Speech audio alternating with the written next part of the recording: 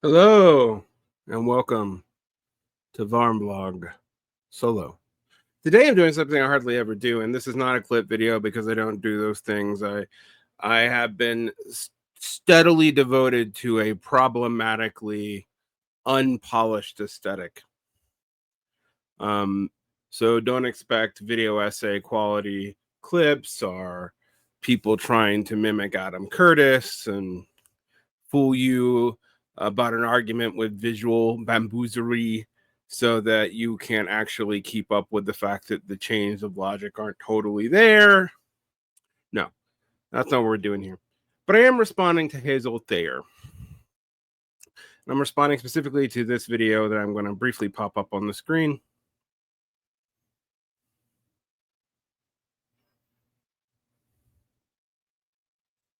Called How the Left Lost the Internet.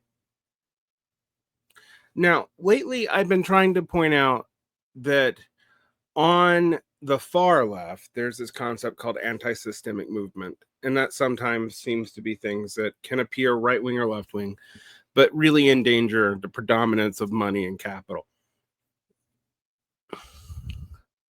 There's a lot of people who will sometimes pretend that the anti-political nature of right-wing politics, since it favors the status quo, makes it somehow more anti-systemic, but really it's thermostatic, usually in response to liberal social engineering. But also the internet generally is thermostatic.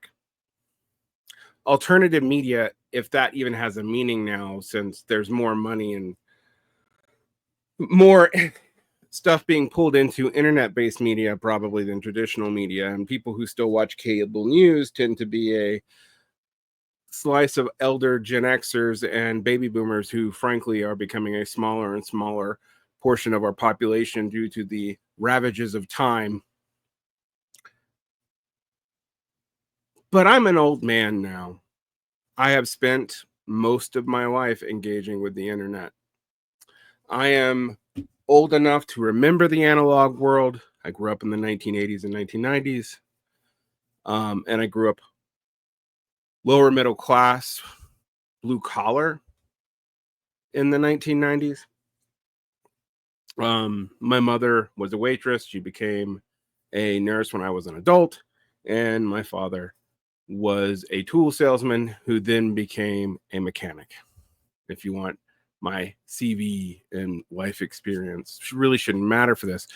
But the reason why I bring it up is I had exposure to the internet early on, as early as the mid 90s, through some accidents and at school. But I am old enough to have been taught how to type on a typewriter. So I bring that up when I respond to How the Left Lost the Internet by Hazel Thayer, because I've been involved in alternative media since zines. Now, you might not know much about zine culture. All right. You might not have much of an idea of what zines were. Zines were basically cheap printed magazines that were enabled first by, cut up methods and Dada like construction from the 1960s and 70s. Then, when printing got easier with Xerox machines, were still cut ups in the 1980s and early 90s. And by the late 90s, they became things that you could put together with a home publishing machine and access to a decent computer. My stepfather had a computer for work, even though he was a mechanic, by the late 1990s. And also, my mother was going to college, so they needed it. And so I had access to a computer between there and in the school library. Now, like I said, I grew up pretty working class. I wasn't even always home secure, but we were able to do this. And through a more middle class friend of mine that I knew from school, we teamed together and would go to his parents' workplace and get kind of questionable access to a copier and make zines. When that got harder and harder to do, even by the time I was 15 or 16, the company was squeezing down on illegal uses of their copy machine. We moved those zine writing over into email listserv newsletters. And we wrote about alternative culture. I wrote about Kathy Acker in 1996. I interviewed her as a 16-year-old. If you don't know who she is, you should look it up. We did all kinds of small things. I was exposed to listservs about music that also had a mixture of radical politics, but that radical politics in the 90s wasn't co-ed. We heard about Ruby Ridge and Waco on a Rage Against the Machine post. It was mostly full of Marxism and anarchism. Everyone's sympathies was divided. And the internet, despite being somewhat ubiquitous in middle-class homes, thanks to free AOL disks that you could find almost anywhere in the mid to late 90s, was still a relatively small phenomenon. You had to have a computer, which was very expensive.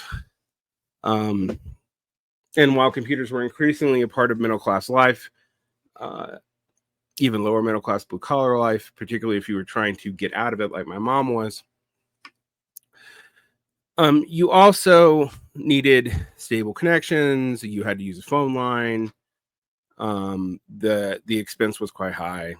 Most people had access to those computers and the internet for a limited time at school. And it really wasn't until I went to college when I had my first real access to broadband internet. And let's also remember what the internet was. Even though we did newsletters about music reviews and stuff, it could take a long time to download a picture.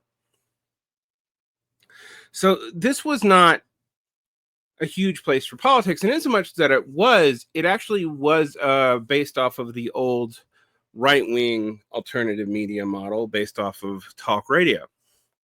And so the first major political websites online that were countercultural were things like the Drudge Report, but also the Daily Kos and MoveOn.org. Radical leftism was largely left to the universities, and while you could find that stuff on the internet, I remember finding live journal things on Baudrillard and Derrida. It wasn't until podcasts that the politicization of the internet became quite clear. Now, Hazel Thayer, and Hazel is Online, asserts that the internet was largely dominated by the left, and that is true in social media. From about 2014 forward. And when I say the left, it wasn't just the Democratic progressive left. A lot of the traditional Democratic progressive left media ventures like Alternet, ran by Eric Alterman, who was one of the first people to put out what was to become the Gray Zone, are the Daily Kos and MoveOn.org. The far left really started deviating when they had their own platforms. But initially, if you were to go onto Apple iTunes and look for left-wing podcasts, you would have found Pacifica radio shows like Don Henwood's Behind the News and Pacifica Radio's Democracy Now! And Pacifica Radio's Against the Current. During the Obama administration, some of these started getting more and more pushback. And if you were to look at the podcast verse around 2008 to 2010, I think you'd find that the vast majority of political podcasts were libertarian leaning. So even at the time when I was trying to keep up a podcast, political podcast in my early 20s as a kind of overly online person, before that was a real thing with social media, when Facebook was mostly about cyber stalking other students, and when there weren't even really news reads on stuff. YouTube didn't even exist yet. Podcasts were NPR podcast, Pacifica Radio podcast, and Libertarian podcast. And Libertarian podcasts were by far the most that were not tied into NPR and professional admittedly somewhat left liberal leaning um, news shows that were just aggregating their radio shows onto the internet via podcast feed. And so when I first got on the podcast world for politics, I found stuff by the Von Mises Institute, I found stuff by Reason and the Cato Institute, and I found a few left-wing podcasts. Best of the Left was one of them. Supply Demand Side Economics was another. I don't know if it still exists. My History Can Beat Your Politics, which is not really partisan at all, but had a slightly left bent.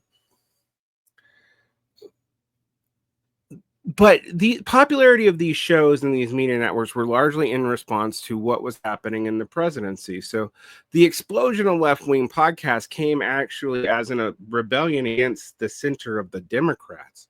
But the inchoateness of that rebellion from the dirtbag left by 2015, 2016, but even before that with the occupiers was weird because the relationship to the Democratic Party was one of imminent critique. There were people who came from radical Marxist perspectives, often from university. I became interested in those very early on. I started podcasting myself, first being a guest on philosophy shows while I was teaching at a university in South Korea, and then expanding out and starting to do left-wing podcasting, primarily with the on the first round of Diet Soap, then somewhat infamously with Pop the Left, which was an intimate critique of the incoherence of both the anarchist movement that we saw back then, the return of Marxism after 2007, 2008, and this new media landscape that had been created by people like the Young Turks and that lot. Outside of the MSNBC sphere to push a progressive agenda more than the Democratic Party was comfortable with. Now, that seems funny to talk about the Young Turks doing that today, but in the purview of politics and the aughts coming out of the Bush administration, there was actually a lot. Now, I say this to say, though, that the idea that the internet was dominated by the left actually comes later. It is a response to the cultural critique of the early 20 teens, where you had a lot of highly educated millennials who were underemployed. This led to things like a blogosphere that was very into critical theory. You can think of Mark Fisher and Adam Kotso and people who were academics, often serious ones, but who were not necessarily at stable placements, had not necessarily established themselves as voices in the mainstream media, although a lot of them would. And this came up against the Arab Spring and Occupy. Concurrently, because this had an anti-political view both against the Obama administration and against the Bush administration prior to it, it had a real organic pulse and grew like wildfire. It is from this that in the late 20 teens, things like BreadTube, the Dirtbag Left, and the Tumblr culture stuff emerged. Yes, the internet, by the middle of Internet 2.0, was broadly left-wing, but we will notice it taking on a more radical or even socialist variance is late. The early critiques were mostly cultural critiques about the milquetoastness of the Democrats that were themselves absorbed by the Democratic Party. In some ways, the talking points began to be a revenge of the last dregs of the new left. You saw people turning to people like Bernie Sanders, but Noam Chomsky, people associated with the social democratic turn and detente with progressives. You also saw the cultural criticism stuff really amp up, but it seemed to become more and more censorious. And whether that is true or not is a completely different debate. I think there's some truth to the council culture claims of the aught teens, but this was really a mistaken impulse. It was a mistaken impulse both in critique and in application. Now, I say this as a participant in this, but the idea that the left had the internet really was a phenomenon of the frustration with both the Democratic Party, but also a refusal to completely break with it, since prior third party runs, particularly in the 1990s, where there were some serious ones, had washed up on the shores of history, and attempts to work outside of the Democratic Party the way the Gen X left had largely done. Think about ZNet, think about the anti-Iraq war protest, think about this, that, and the other, have been recuperated by the Democrats by 2006 anyway. So 10 years out from that, that had very little appeal. These progressive things moved on. And with the right wing seemingly ascendant, first in the Tea Party response to Obama, which was perfectly predictable, um, since the Reagan era and really the end of the post-war consensus, we have seen an increasingly ideologically polarized parties that also seem to thermostatically shift based on the presidency. The one exception to that was after 9/11 with George W. Bush, and those circumstances were obviously extenuating. So to answer Hazel's question, the left had the internet partly in response to the fact that the internet was not as commodified as it was now. Podcasts were not as easily commodified. And arguably, it was left-wing podcasts that figured out how to commodify it successfully first, not the libertarian ones. After all, Chapo Trap House was one of the most, and still is one of the most, monetarily successful podcasts on the internet. And that's still true for many of the things on Patreon.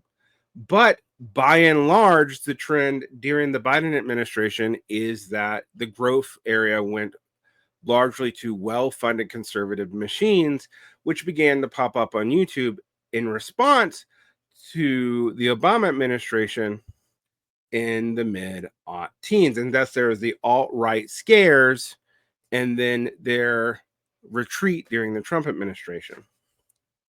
And this is the point I'm trying to make here.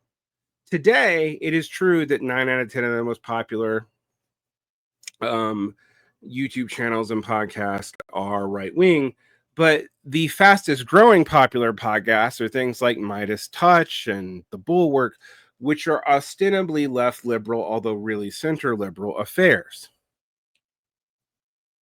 Basically, there is a burnout from both the cultural politics of the alt teens and the social democratic response to it around Bernie Sanders. And there's no real clear answer to this. Plus, the internet is more commodified, more money's been involved in it, more real machinery and stuff has been tied into it. And increasingly, the tech communication people are tied into the military defense world. It is not surprising then that we are in a time period where the right is dominant, but that is shifting, and it's shifting pretty fast, but maybe not to the far left, but something like a progressive centrist alliance. Now, why do I go over this? Why am I responding to a very popular Instagram and TikTok influencer on the left? Also has a YouTube channel, and I'll link her channel in the show, and you can find this video there. It's because she's right that there is a there is during the Biden administration a right-wing cultural resurgence, just like there was in response to Obama, and it can seem unprecedented if you have a very short memory or you're very young. I mean, we all expect 19-year-olds to have a short memory. They don't remember much earlier than when they were 5 and don't have context for much earlier than when they're 13 or 14. So Why are we surprised that they don't know this stuff? But it is important to point out that, yes, there is a shift right now. There's a vibe shift right now back towards something that is oppositional to the right, but it might not be left wing. Furthermore, the left wing itself is kind of fragmented into new and incoherent ideologies the longer it has to stay online. And I think there's a variety of reasons for this. One, while the workers' movement is popular, it is still weak and getting weaker. Two, um, the weird use of academic privilege, um, lording over the defense of the most oppressed and some of the most elite institutions on the planet, became even untenable for people um, who were of those oppressed categories. Three, it seems very clear now that the cultural problems of the Biden administration and the malfeasance of the Democrats, even most of their base think that they don't have any real answers, and yet their base can't break from them. Also, there is an anti-systemic nature to a lot of the thermostatic politics. And when I say that, I mean it's not truly anti-systemic. It basically picks a counter elite in the current status quo, but it is actually speaking to the frustration with the overall system that everyone has when that face is nominally assumed to be left wing, which it was assumed during the Biden administration, and even people like Bhaskar Sankara saying that the Biden was the most left wing president since FDR, which was of course damning with faint praise. I don't think that was ever true, by the way. We are left with a real substantive problem because you've now painted yourself with the defense of administration that did some very right-wing things and really governed without a clear sense of coherence, and whose ideological predecessors seem to be based largely off of entitlement of their credentials or whatever. The left-wing culture then neither has the money, the potential commodifiableness, nor the usefulness to a Democratic center party that really wants to keep large parts of the status quo happy. The nihilistic apolitical rightists who speak to alienated men who really are really alienated and often suffering and aren't having their suffering alleviated by the Trump administration still have to deal with the fact that they don't have any answers, and including the progressive left hasn't really given them one. The left traditionally won the culture war, and it seems to have lost it in the 20 teens and in the early 2020s, at least in America. And yet, it is not like right-wing culture is really coming back. If anything, this current melange is truly nihilistic. So what can we do about it? I mean, I actually think we need that anti-systemic energy for real, not just thermostatic energy. We need to really start opposing things hardcore. And that also means being cautious about things like Mandani's primary victory in New York. I am saying this in late June of 2025. This will probably come out in August of 2025. So we might know how that all plays out. At least in terms of where the polls are going leading into the general in New York. We also know that the Trump administration is not particularly popular, and polling is all over the place, but we are back to Trump's first term norms. The chaos of the situation has seemed to settle down some, and that also makes progressive talking points seem somewhat shrill, even if they're correct.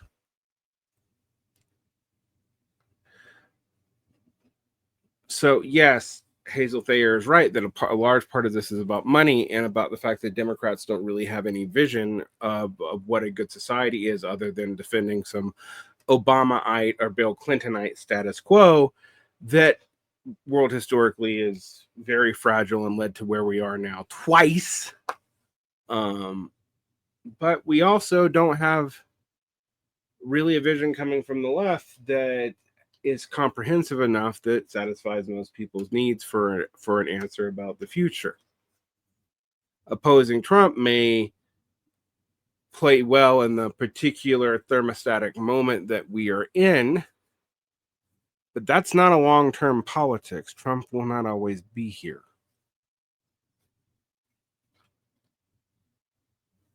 So, yes, the left may have lost the internet, but my point is it really only had it briefly and only accidentally at that. It was a thermostatic response to both the centrism of the Obama administration and then the right-wing response to that. And that gave the left real anti-systemic seeming power that it then lost by capitulating to the Biden administration and through the further commodification of the internet.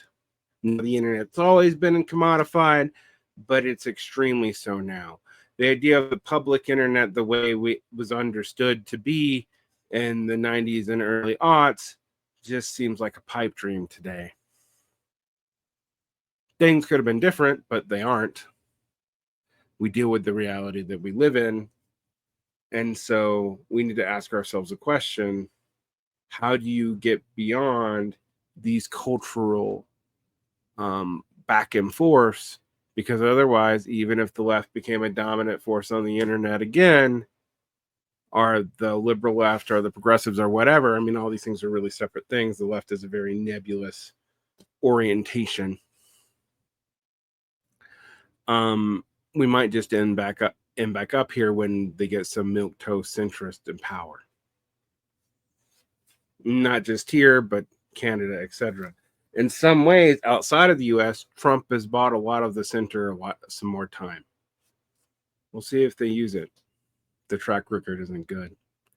Protect your peace. Like and subscribe. Go check out Hazel Thayer's work. I'm always interested in people on the left who are younger than me. I'm not saying that because Thayer is not particularly left-wing. I'm saying that because I increasingly don't know what that coalition is made of these days.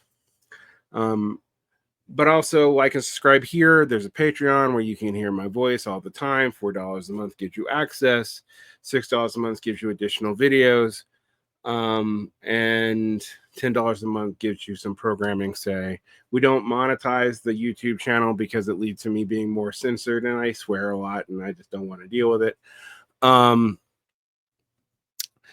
And you may notice here that the content has been diversifying more. I've talked to people I disagree with a lot more, not just on the left. I've talked to people in tech and I've talked to people even in legal finance. So there's going to be something challenging some people's views. Don't assume that just because I interview someone though I endorse them. I just am trying to get more different kinds of content out there because I think the left-wing echo chambers tend to be deleterious to being able to adapt to increasingly complex situations. So hopefully you guys will enjoy that.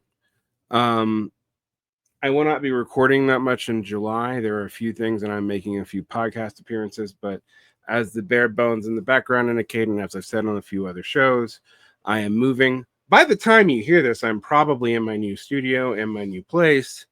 But you might see a few more episodes with empty bookshelves. Sorry about that. I just don't feel like putting up a green screen. I have an aesthetic commitment to keep up. Anyway, like and subscribe, hit the bell, find more stuff. There's a free podcast online too. Take care of yourself.